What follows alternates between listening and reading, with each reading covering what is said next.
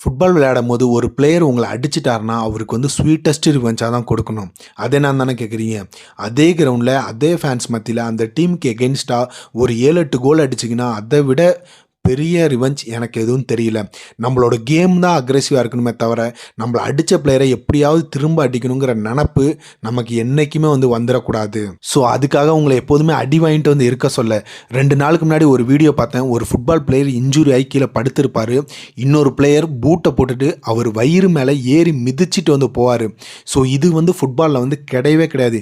இந்த மாரி பிட்ச்ல ரெஸ்பெக்ட் பண்ணாத பிளேயர நான் என்னைக்குமே பிளேயரா வந்து நெனச்சது வந்து கிடையவே கிடையாது. ஃபுட்பால் நல்லா விளையாண்டீங்கன்னா, எந்த கண்ட்ரினாலும் சரி உங்க கேம வந்து லைக் பண்ணுவாங்க.